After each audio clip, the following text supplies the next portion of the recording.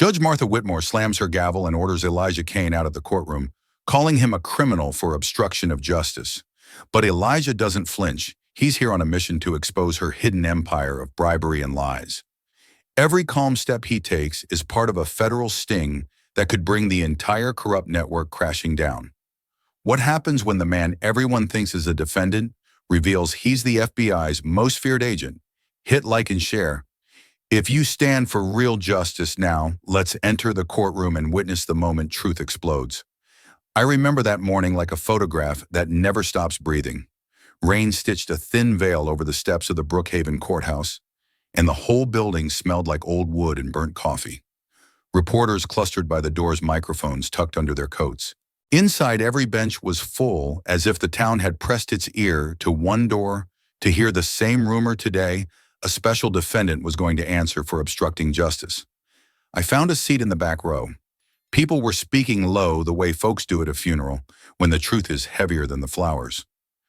Then he walked in, Elijah Kane, 40s tall, black, with a posture that looked borrowed from silence. He carried a black leather briefcase in his left hand, and nothing in his face except a steady line from brow to jaw. No swagger, no plea for sympathy. Just a man who seemed to know where he was and why every eye would land on him. He didn't take the defense table right away. He slipped into the last pew near the aisle, set the briefcase at his feet, and stared straight ahead. A deputy near me scoffed under his breath. Obstruction, he muttered like the word itself was a verdict. The whisper spread he messed with a money case, hacked something he shouldn't, thought he was above the law. I couldn't tell which voice belonged to the truth. All of them sounded sure. The clerk rose. Paper crackled and the room pulled tight. Case number 24-1735. State of Georgia versus Elijah Kane. Charge obstruction of justice. The words bounced off every wall like marbles. People shifted forward. A few reporters lifted their phones just enough to see the screen. Near the rail, two officers shook their heads the way men do when they think they've seen this story before. Then Judge Martha Whitmore took the bench. 60 white hair, the color of frost, pulled into a neat knot. She carried that thin, practiced calm some judges wear like a robe under the robe. Folks say she's strict. I'd say she's a stone with a heartbeat. She scanned the room, and when her gaze found Elijah, it didn't move. Something sour flickered there. Not fear, not shock. Annoyance. Like a sliver you can't dig out. Call the defendant, she said. Before anyone rose, her gavel hit wood one hard, clean strike. She leaned forward, eyes still pinned to the back row. You in the back, stand up. You don't belong here. The room stopped breathing. That's not a figure of speech. It actually felt like the air took a step back. Elijah rose slowly, the briefcase handle catching a shine of courthouse light. He didn't hunch or shrink or lift his hands. He just stood like a question that refused to end with a period. Is there a problem, Your Honor? He asked. His voice was low, not loud enough to challenge, not soft enough to apologize. I've heard 1,000 voices in courtrooms. Angry voices, broken voices, voices trying to buy mercy with noise. Elijah's had something else in it, something I can only call intent. A deputy's hand drifted toward his belt. A woman beside me clutched her purse tighter, as if the moment might take it from her. You are here to answer to the state judge. Whitmore said, each word clipped exact. You do not get to set the terms. Bailiff, remove him until order can be restored. The bailiff hesitated half a second, maybe less, but I saw it. The tiniest ripple in a surface that was supposed to be still. Elijah didn't look at the bailiff. He didn't look at the clerk or the rows of tilted faces. He kept his eyes on the bench as if the two of them were alone in an empty hall. Make sure this is on the record, he said. That line didn't sound like a request. It sounded like a door opening to a hallway none of us had noticed. Shoulders shifted. The two officers who had been shaking their heads stopped shaking them. Somewhere behind me, a reporter's thumbnail hit a phone screen with a little click, the kind of sound you hear only when everything else holds still. People love to say courtrooms are about facts. I don't know about that. What I know is what it felt like: a wire pulled tight between the judge's gavel and the man standing where she said he didn't belong. The clerk cleared his throat and read the charge again, like punctuation could stitch the room back together. Obstruction of justice, he repeated, and the phrase fell heavy as if someone had dropped a tool. The whispers came back thicker now. He got into sealed financials, someone said. Money laundering case, another voice added. Thought he could outsmart the system. None of that moved Elijah. He didn't roll his eyes, didn't flare. His nostrils didn't toss out some slick denial. He breathed. That was it. And somehow, the way he breathed made a few of us breathe again, too.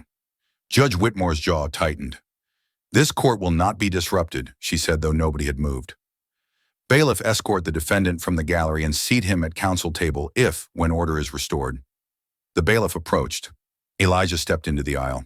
For a heartbeat, they stood there together, the rule of a room, and the man the room wanted to break. I was close enough to see the bailiff's knuckles bleach then ease.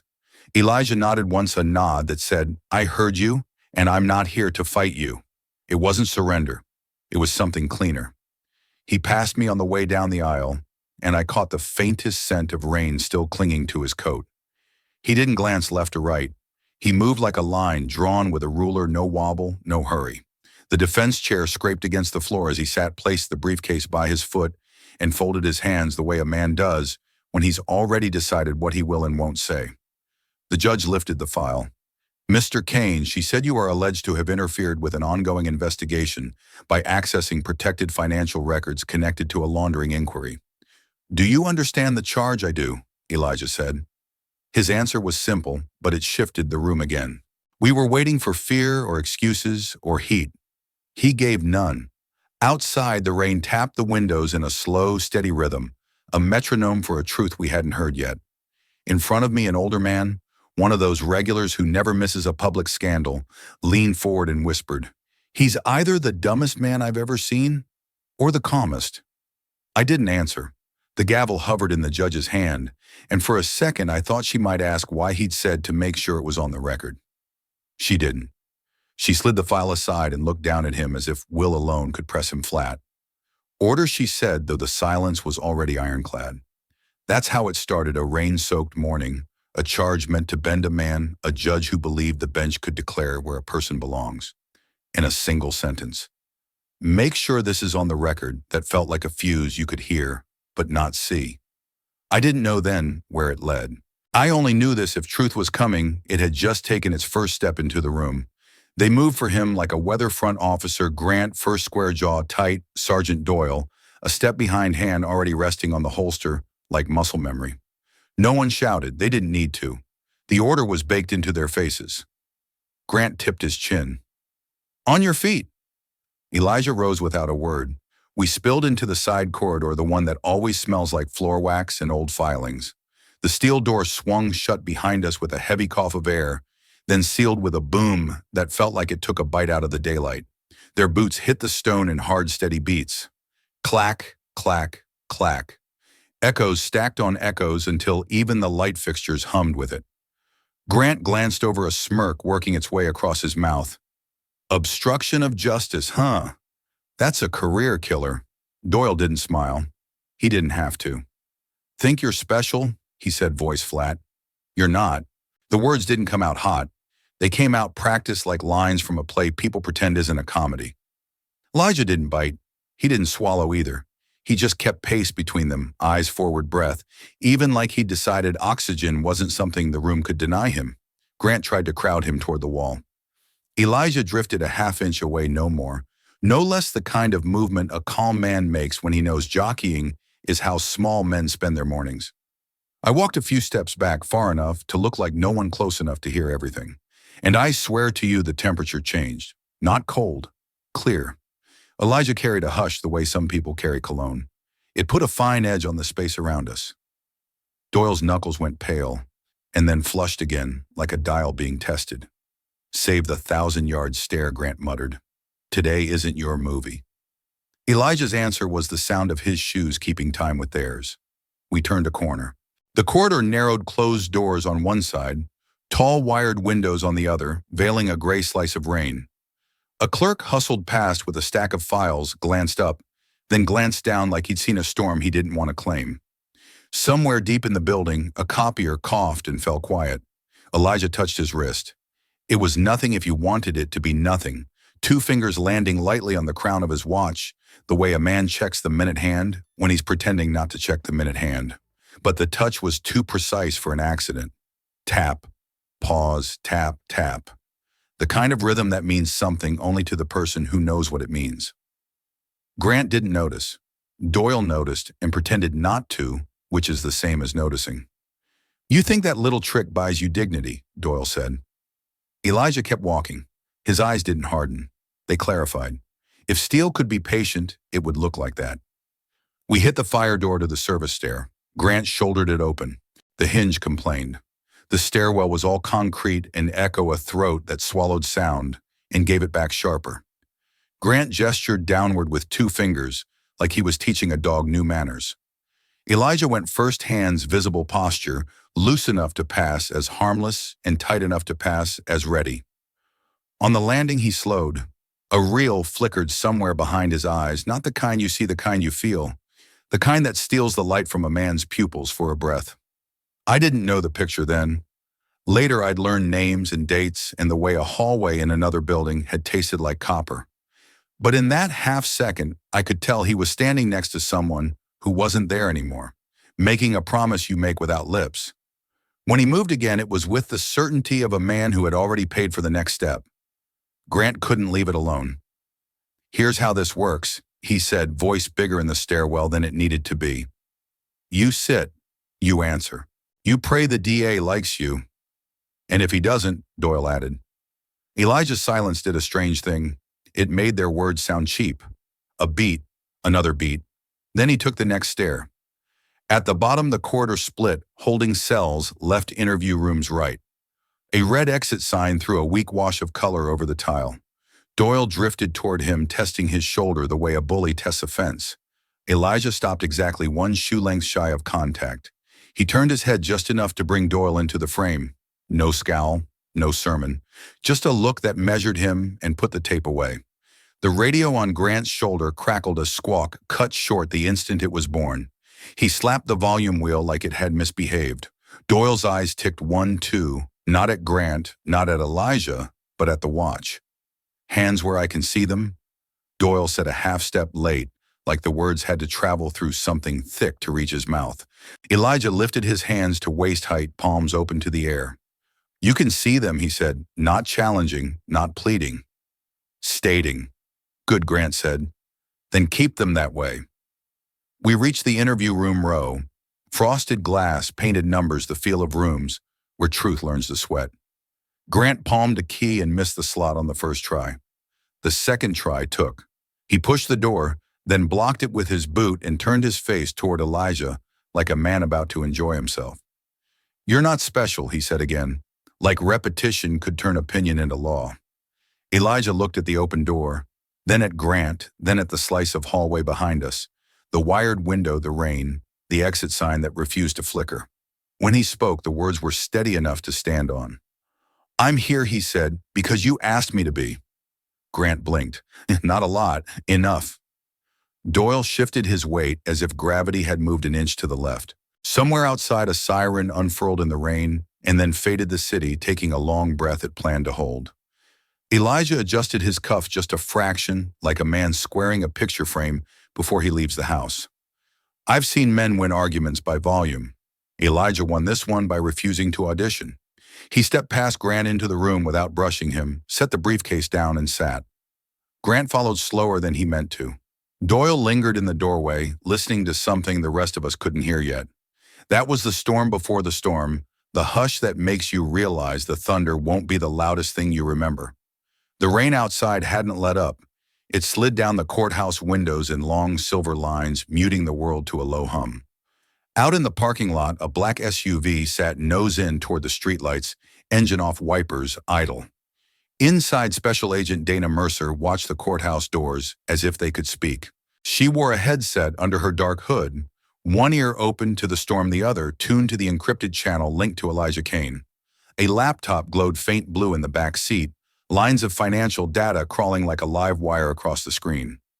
Dana had worked alongside Elijah for years, operations that never made headlines, cases that ended quietly because someone like him made the noise disappear before it reached the surface.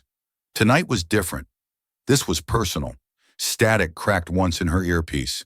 Then Elijah's voice came through low and precise. Signal received. Dana straightened, heart thudding hard enough to meet the rain on the roof. She pressed her mic. Are you sure about phase 2? She didn't waste words. They had rehearsed this, but rehearsals are only paper until the moment arrives. Yes, Elijah said. No pause, just that single word, solid as iron. Proceed. Dana exhaled and slid a new window across the laptop screen. Files opened like doors.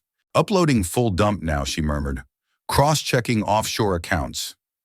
Judge Whitmore's signature shows on every transfer. Shell corporations in 3 states. Dummy charities, even a trust in the Caymans. Elijah, this is bigger than we thought. For a heartbeat, she heard only the hiss of rain and the slow draw of his breath. Then he said quietly, confirmed, confirmed. Dana answered, we've got her, and half a boardroom full of old money trying to wash itself clean. In the holding corridor below the courthouse, Elijah closed his eyes. The fluorescent lights hummed overhead, but he was somewhere else entirely 2 years back. Another hallway, another raid that went sideways. A partner bleeding out on cold concrete, whispering the promise that had kept him alive until now. Justice delayed is never justice denied. That sentence wasn't a motto. It was a debt, and tonight was the due date. He let the memory pass like a tide receding, leaving only resolve. When he opened his eyes, they were steady, darker than before. This ends today, he said into the mic voice, carrying a weight that didn't need volume. Dana caught the shift instantly. Copy that, she replied, her own tone sharpening. Around her, the SUV came alive, dash lights blinking, a silent confirmation from the tactical team waiting in shadowed vehicles nearby. Across the lot, unmarked sedans adjusted positions one by one, as if the storm itself were moving them.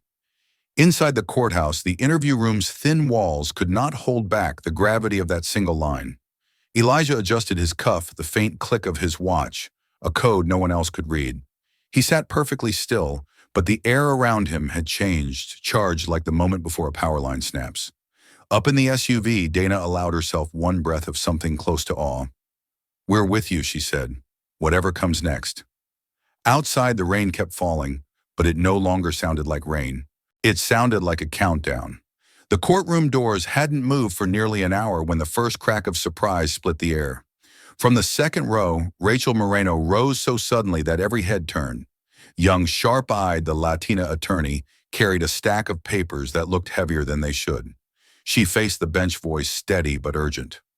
Your Honor, she said, I request a temporary recess to introduce newly obtained evidence.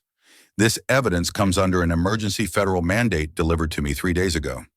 The words landed like a thrown stone. Federal mandate. 3 days ago. She was speaking a different language than the morning's slow grind of objections and motions. Judge Martha Whitmore blinked once, then narrowed her eyes. Explain yourself, counselor, she demanded, gavel poised like a hammer ready to strike. Rachel held the judge's stare. The evidence is significant to the integrity of these proceedings, she said. Its source requires immediate presentation. Delay would compromise justice. Silence. The gallery seemed to lean forward as one body. I could hear the creak of pew wood under coats and breath. Rachel's gaze drifted casual to anyone else toward the back of the room, to the double doors still closed against the gray drizzle outside. It wasn't casual. It was a signal. A heartbeat later, the doors swung inward with a quiet that carried further than any shout. Elijah Kane stepped through. He didn't hurry. He didn't shrink. Each step was slow, deliberate, and somehow louder than the gavel had ever been. The briefcase was back in his left hand, the rain dark on the shoulders of his coat. Every pair of eyes turned, followed, held. It felt less like someone entering a room and more like a tide coming in. For a suspended moment, even the reporters forgot their phones.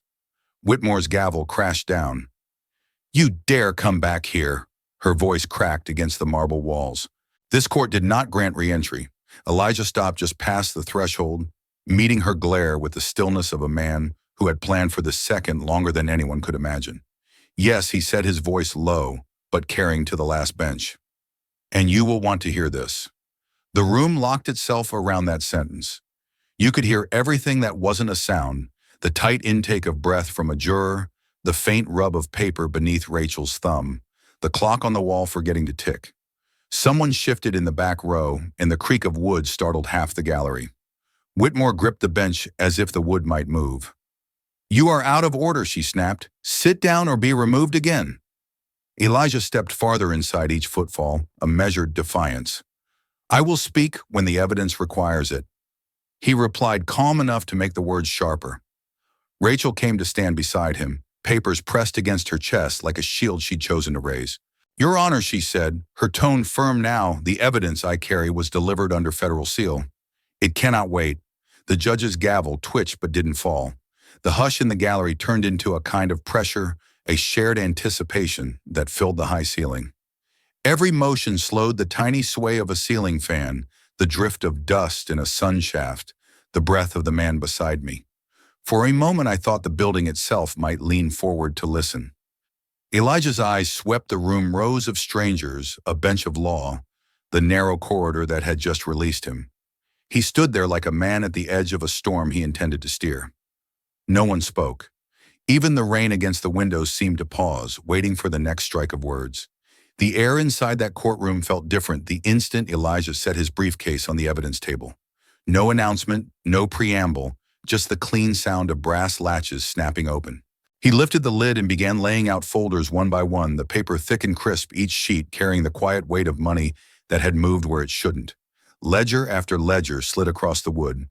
Wire transfers, offshore accounts, hidden trusts, and then a small drive, black and unremarkable, that he placed squarely in front of the judge. "These," he said, his voice even, "are the transactions that built your empire." For a moment, no one breathed. Then Rachel Moreno stepped forward. Her fingers shook once before she caught them in a fist. She pulled a single folder toward her and skimmed the first page's, lips moving as she checked the federal seals stamped along the margins. "These documents," she said aloud, the tremor in her voice steadied by resolve, "are authentic and federally verified." The words hit like a hammer. You could almost hear them settle into the marble floor. The gallery erupted in small gasps and sharp whispers. A juror's pen rolled off the rail and clattered to the tile, the only sound that dared to follow. Up on the bench, Judge Martha Whitmore stiffened, the color rising fast to her cheeks. "This is an outrage," she snapped, striking the gavel until wood splintered faintly under her grip. "This so-called evidence is stolen.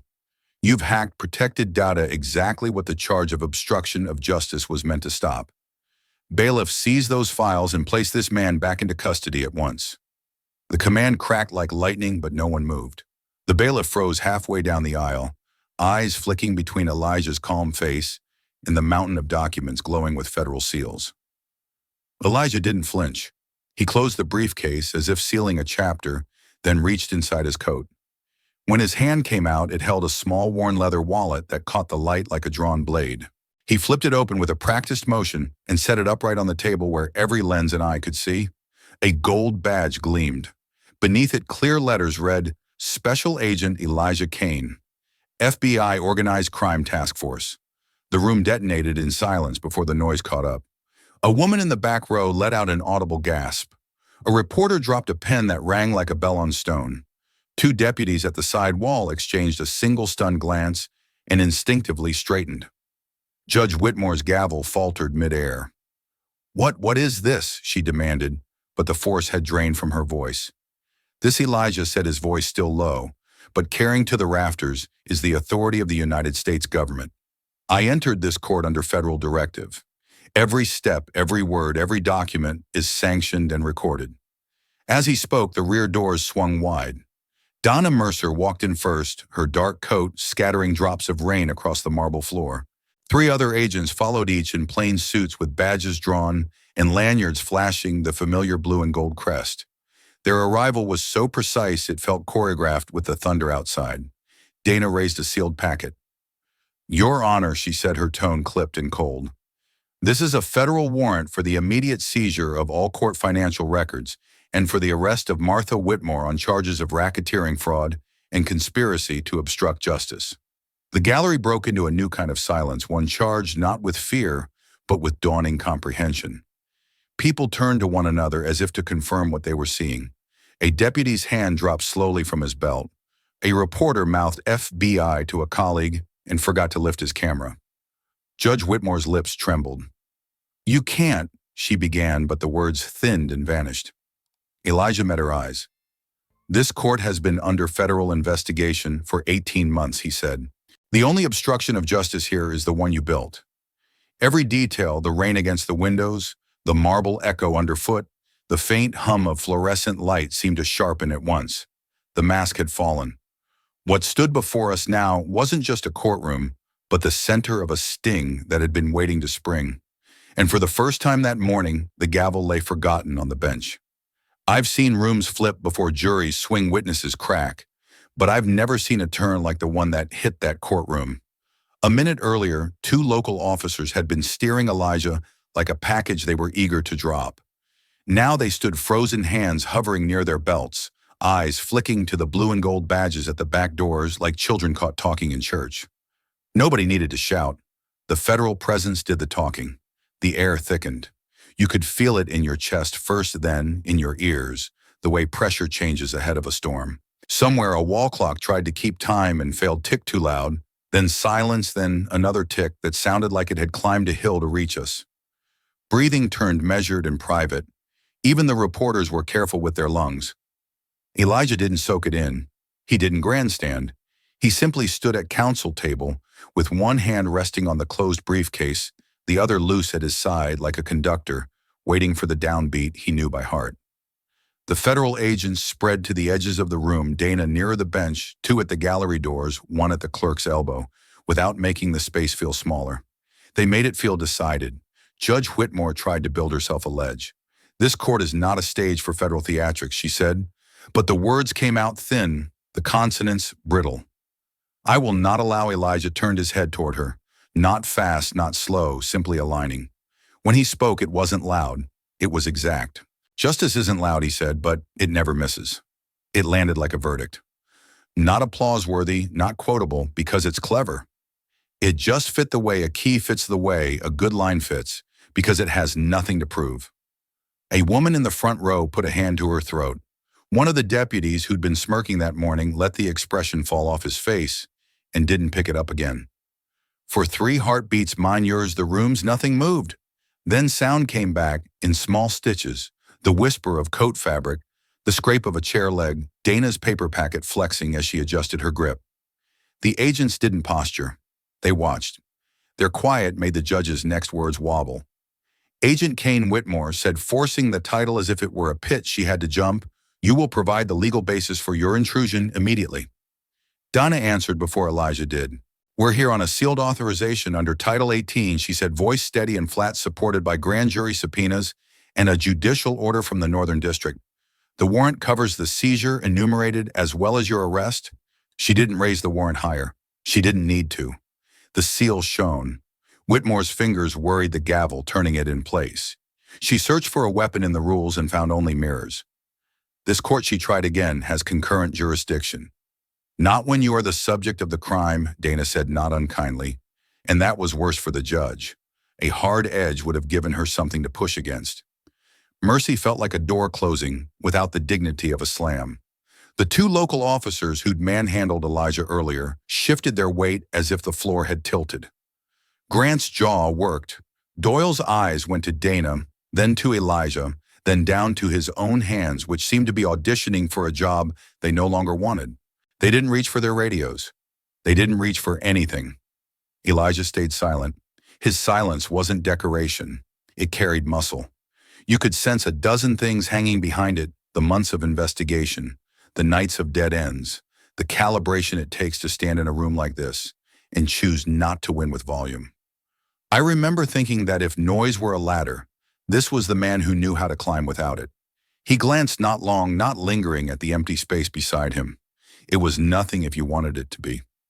Later I'd learned the shape that space used to hold a partner who bled out in a hallway that smelled like bleach and shock a voice that had turned a promise into a map. Justice delayed is never justice denied. That line wasn't a banner for Elijah. It was a bill, and the bill was due. Bailiff Whitmore said finally, and her voice found a remnant of command, "Remove the federal agents until this court has—" No, Dana said the word, gentle and immovable. She took one step closer to the bench, the kind of step that obeys every rule and still communicates a boundary. "Your Honor, please stand and place your hands on the rail." A sound went through the gallery like wind through tall grass. Not loud, collective. The bailiff looked to the judge for permission he knew wasn't his to grant anymore. Whitmore didn't stand. She tried to summon outrage and got fatigue instead. "You people," she said, and the phrase was a staircase that ended in air. Elijah spoke again, and the room trimmed itself to listen. "This isn't about people," he said. "It's about law. The law protects the people. All of them." His eyes didn't leave the bench, including the ones in the back row.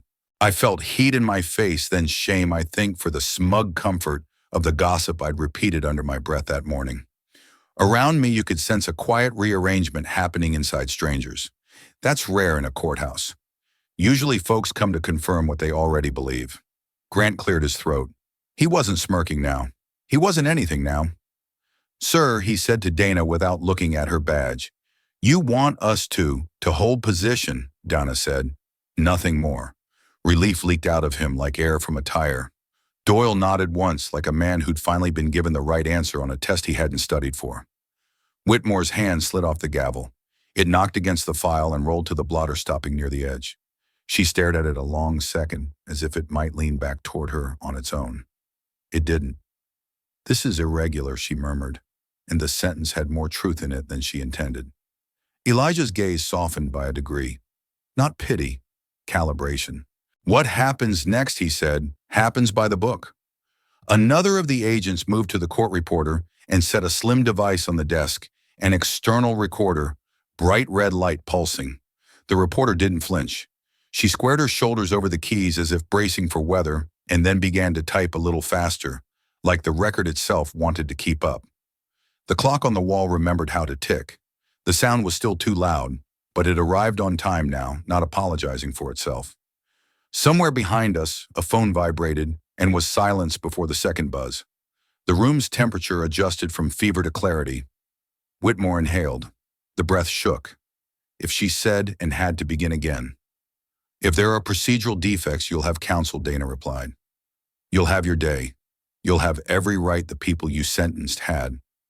Another hush, not the dread kind, the kind that follows a correct answer. Elijah looked down at the briefcase at his feet, then at his hands steady open. He closed his eyes once the way a man closes a door he doesn't need anymore. When he opened them, the steel was still there, but there was something else layered over it, completion maybe, or simply readiness to pay the last small price a promise requires. You could feel the room accept a shape it had been resisting. The local cops didn't fight it. The attorneys on both sides didn't fight it. Even the ceiling lights, hard and unforgiving all morning, seemed to soften their glare. Not merciful, accurate. Power had changed hands and nobody had needed to raise a voice. That's what the silence did. It didn't crush. It clarified. It told us without sermon or spectacle that order isn't the same as justice and volume isn't the same as truth. And standing there watching a judge tremble and a man keep his word without a speech, I believed for the first time that day that the ending would be something the law could live with. The silence that had ruled the room broke like thin ice. Judge Martha Whitmore suddenly lurched forward, voice sharp enough to scrape the walls. "Bailiff officers, secure this courtroom. Protect the bench now." But nothing happened the way she intended. The two local officers who had marched Elijah through the halls earlier, Grant and Doyle, stared back at her feet heavy as anchors. They didn't step forward. If anything, they stepped back a half pace each, as though the air between them and the federal agents had turned to glass. Whitmore's eyes darted from face to face, desperate for loyalty. "Do your job," she shouted again. "That's an order." Her gavel slipped and clattered across the bench like an accusation. Still no one moved. The power she had wielded for decades was suddenly no louder than the rattle of that fallen wood. Then Dana Mercer opened the black case she carried and fed a cable into the court's projection monitor. The screen on the side wall blinked to life, cold blue against the paneled wood. A recording played Whitmore's voice, low and businesslike, arranging deposits through a maze of charities and shell accounts. Another file bloomed bank statements with her signature transfers running through offshore havens like water through hidden pipes. Each image landed with the weight of a hammer. Every new page felt like another brick pried from the courthouse wall. You could almost hear the structure of her reputation cracking in slow motion. Someone in the gallery sobbed out loud. A middle-aged man near the aisle pressed both hands to his head and whispered, "All these years." From the back came a different sound, an angry shout that turned into a chant for justice. Reporters scribbled and texted their phones, lighting up like a storm of flashbulbs. What had been quiet disbelief just minutes ago was now a rising tide of outrage and grief.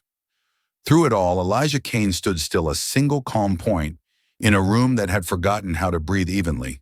When the noise swelled high enough to rattle the light fixtures, he finally stepped forward. His voice cut through the chaos without strain. "The law protects the people," he said, each word ringing like struck metal, not the corrupt. The words rolled across the courtroom and settled like a verdict. Even those who had been shouting fell silent, as if the sentence itself had pressed a hand to their shoulders. Judge Whitmore flinched as if struck, her mouth opening, closing, opening again, with nothing to give. A federal marshal moved first, then another. They approached the bench with quiet, measured steps, the kind that belong to people who know the law is already on their side. Dana walked with them, warrant in hand. She read it aloud: racketeering, fraud, obstruction of justice, each charge as precise as a nail-driven home. Whitmore backed up until her robes brushed the wall behind the bench. For a moment she looked less like a judge and more like someone lost inside a robe that no longer fit. Her hands trembled when the first marshal asked her to extend them. When she didn't, the second marshal gently but firmly took her wrist and turned it forward. The clink of the cuffs was soft, almost polite, but it cut through the room like a starting gun. Gasps and low cries filled the gallery. A few people clapped, once then stopped, unsure how to mark a moment that was victory and betrayal at the same time. Elijah didn't move to celebrate. He simply lowered his head for a breath, as though finishing a promise made long before any of us had arrived. From my seat, it felt like the courthouse itself exhaled a deep, weary breath that had been waiting years to leave. Judge Whitmore was led down the side steps, her gavel still lying on the bench, where it had fallen, a small wooden relic of authority that no one bothered to retrieve. What remained was a courtroom stripped to its truth, a space where power had shifted without a single shouted threat, where evidence and silence had done the heavy lifting, and where a man's quiet resolve had brought a hidden empire to its knees.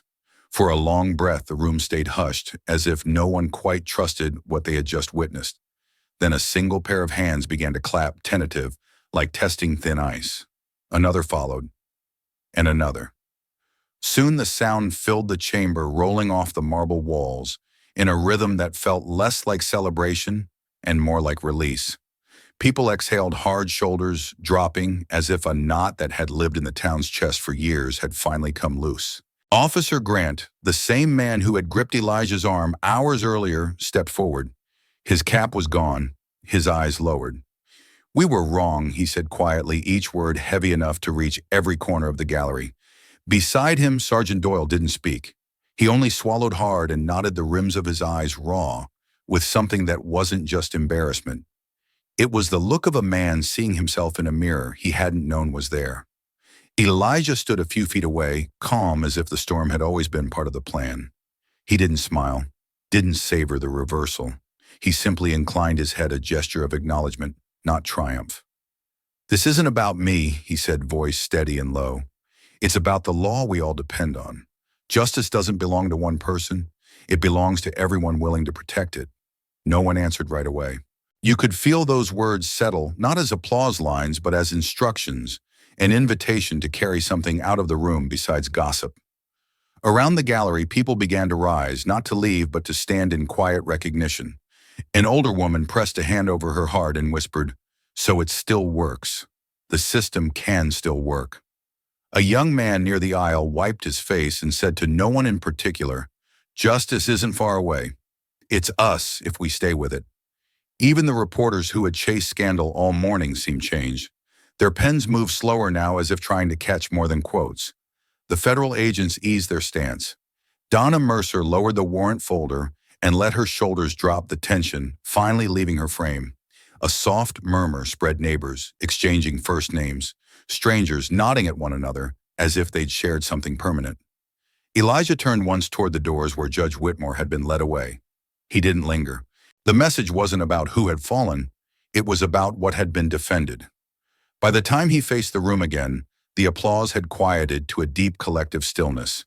From my seat, it felt like a lesson, written in real time, that justice doesn't live only in statutes or seals, but in the steady choices of people who refuse to be bent by fear. What we had witnessed wasn't spectacle, it was a reminder that a system can still correct itself when courage and truth hold the line. As the crowd began to disperse, conversations carried a new weight. Not the usual courthouse gossip, but reflections spoken softly about fairness, about vigilance, about what it means to stand firm when power tries to rewrite the rules. The sound of those quiet talks, overlapping and sincere, might have been the most hopeful music the building had ever heard. Elijah remained for a moment longer, simply breathing in the room that had nearly turned against him, and now seemed to draw strength from his steadiness. Then he gave a single nod toward the gallery, a silent promise that the work of justice continues beyond these walls. They came in waves, the press first, then the curious, then the folks who had just been outside calling friends to say they'd seen a judge in handcuffs. Cameras popped like summer lightning. Boom mics leaned over the rail. Questions flew so fast the words blurred Agent Kane. When did the federal probe begin? Is Whitmore tied to state officials? How deep does this go? Did you hack the court servers? Elijah didn't step onto a soapbox. He didn't fish for the spotlight. He simply stood where he was, one hand on the closed briefcase, the other loose at his side. A press aide waved people back. The room ignored her. Lenses kept searching for anger, triumph, anything loud enough to headline. Elijah gave them none of it. He answered what he had to. The investigation is ongoing. We will not compromise the case. Victims and witnesses come first, short, lawful, unglamorous. A few reporters frowned as if disappointed the hero refused to pose.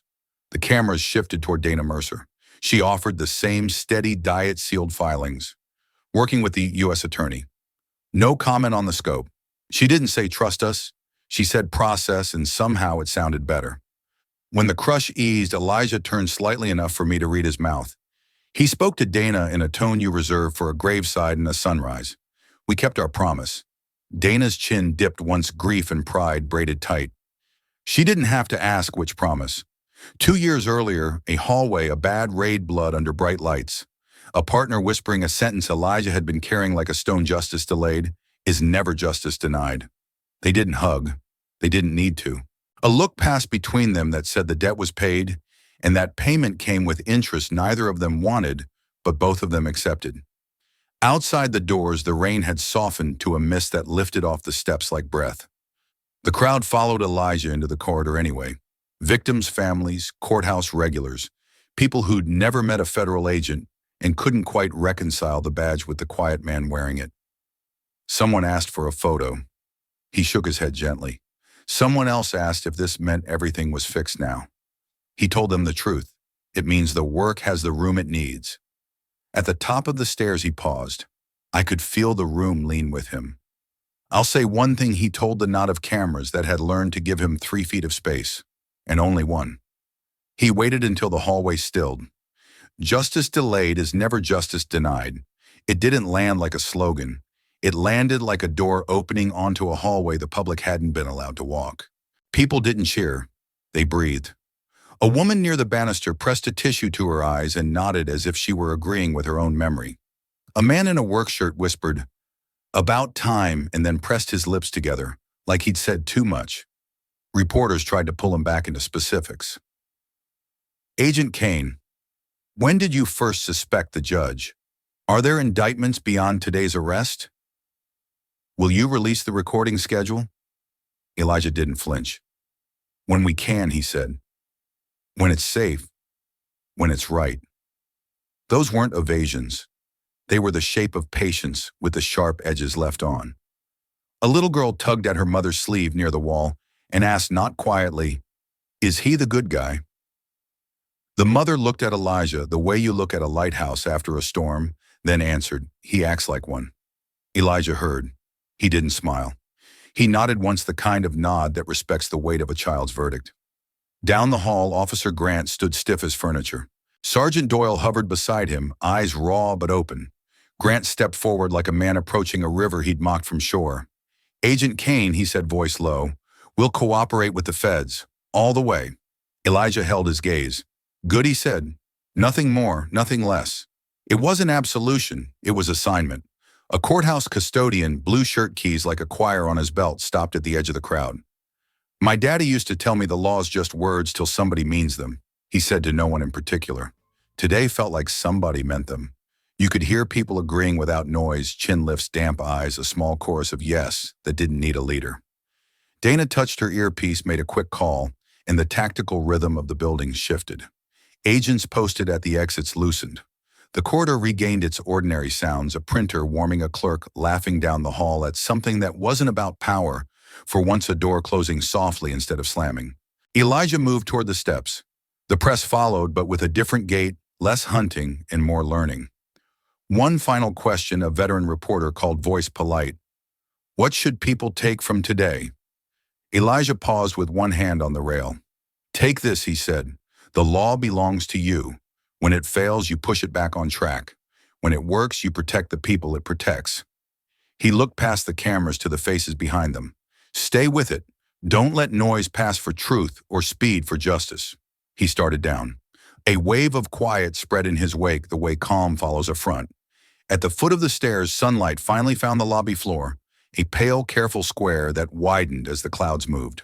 Folks stepped through it like it might rub off. I walked outside with the crowd. The rain had stopped pretending to be rain and settled into clean air. On the steps, two men who'd been arguing all morning about politics stood shoulder to shoulder without speaking. A woman set her palm on the stone railing and closed her eyes like she was cooling a fever. Behind me, a teenager lifted his phone, not for a selfie, but to record the building itself, the columns, the flag, the wet steps cleared by a dozen careful feet. For my granddad, he said. He always said the courts forget people like us. He lowered the phone. Not today. Elijah reached the bottom landing and turned once, not to the cameras, but to the faces. He didn't wave. He didn't bow. He let the moment be small enough to fit into a pocket and large enough to carry home. Dana joined him at the curb. He said nothing. She said nothing. The look said enough. People began to move again, slower than they'd arrived, as if leaving a church after a service that named something they'd felt but couldn't phrase. There were no fireworks. Just a series of ordinary promises being made under ordinary breath. Call a neighbor, tell the kids, show up next time, pay attention. If you ask me when the light changed, I'd say it wasn't when the cuffs clicked or when the badges flashed. It was here when a room full of people believed for a clear minute that the system could hold if they held it with their hands. And in that minute, standing on wet stone with the smell of rain lifting, it felt true. The courthouse emptied as the sun slid low, painting the wet stone steps in copper light. Elijah Kane walked out last, unhurried, the long shadows of evening folding behind him. The storm had rinsed the sky clean. Now the horizon burned gold. That light caught his face and turned the calm there into something almost luminous. No triumph, no fatigue, just a stillness that said the work he came for was finished. At the bottom of the steps, he paused. The crowd had thinned to a few clusters of quiet talkers, but he wasn't really seeing them. Behind his steady gaze were the nights that no one else had witnessed, the stakeouts that ended without evidence, the empty hallways after a partner's last breath, the moments when he almost believed the system would never bend back toward justice. Those memories rose like a tide and receded just as quickly, leaving only the reason he'd stayed the course, a belief that justice, however late, was never lost. He turned to the courthouse, the great columns washed in sunset. For a heartbeat, it looked less like a building than a witness. Elijah drew a breath and spoke softly, almost to himself, but clear enough for anyone listening near the doors to hear. Real power needs no volume. The words settled in the air like the final measure of a song. They weren't meant to echo, they were meant to stay. I stood a few steps away and felt the sentence reach past the stone and glass to everyone who had waited out the long day, neighbors, officers, reporters, and people who came only to see whether the law still meant something. It was less a quote than a reminder: you don't have to shout to make change, you have to persist. Elijah opened the car door but lingered a moment longer, scanning the faces at the edge of the square. He didn't look for applause. He looked the way someone looks when they hope the lesson has landed. To those of us watching, especially those of us who have seen enough years to know how hard justice can be, his silence spoke loudest. It said that anyone at any age can stand where the world tilts and push it back toward right. It said that courage is a quiet habit, not a single burst. and it promised that even when the system stumbles, ordinary people can hold it accountable. So as the last light stretched across the pavement, I felt the story was no longer just Elijah's. It belonged to everyone willing to carry its weight. If this day moved you, if it reminded you that truth can still find its way, share this story with someone you care about. Pass on the proof that justice doesn't need to shout to be real. Now let's carry that light forward together. Thank you for staying with this story until the very end. What happened inside that courtroom wasn't just about one judge or one federal agent. It was about the quiet strength of justice itself. It reminds us that real power doesn't shout. It shows up, stands firm, and never gives up until the truth is heard. If Elijah Cain's fight for justice inspired you, please like this video and share it with friends or family who believe in doing what's right. And if you'd like more powerful, true-to-life stories that shine a light on courage and integrity, hit subscribe to Mr. Max Stories. Your support means more than you know. It fuels our small creative team to keep bringing meaningful, high-quality stories to life. Every like, share, and subscription is a spark that keeps the spirit of Mr. Max Stories alive and growing.